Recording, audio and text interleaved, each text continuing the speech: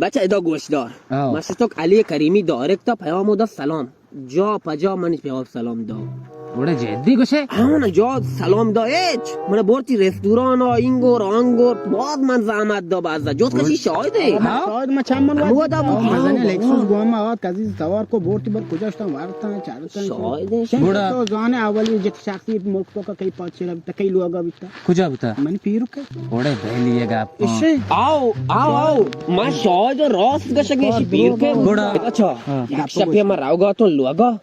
آپ دانا مزنه گورکا من دیم گه گورگ مزنه گورگ گرتو چطو کو مگو عزیز تو بلوچه تو نباد کام بیاره نه زشته نه گرتو چطو کو شتون دیما اولی گورگ یا دیما شی یا دیما شاب تو راستی دستی گوام مشتی تو جهان کو تاگو آونا شاهده من شاید تر شاهده پچی گا باش اولی گورگ ما شاب مشتی شیکا دومی که یا چپی دستی گوما شیها مجا شیها کا چاروں گندو یا گورگ کم نه دپا کتا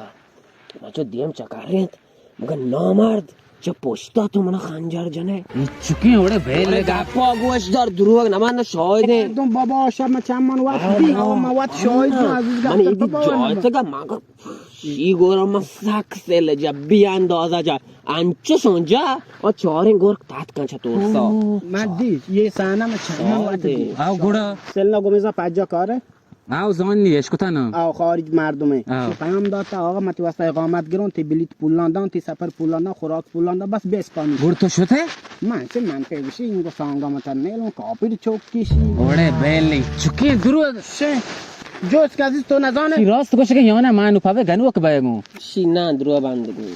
پا دروغ بنده بابا عزیز ماما تی طرفداری کنی یا دروگی ما بس اوره پارا جان دروغ بند ملکی دروغ بند علی کریمیه ایلنا چاکر دوسته تو شده که سلنا گومه دا بابا پادا برو واسه ہیں خدا سر میں دردا لاگے برو گمبو اس کی دروغ بند ویر که توی یہاں دروغ تن دکتر قسم بگیری پاک یہاں بار دروغ نہیں تمارو کجایی راستی ہے امایی که من کریمی دارک داشتو منگا سلام شی راستی من جواب یا ندا دروغ تن من یکی باور نبو ویل که من باشه من رام سر میں دردش مد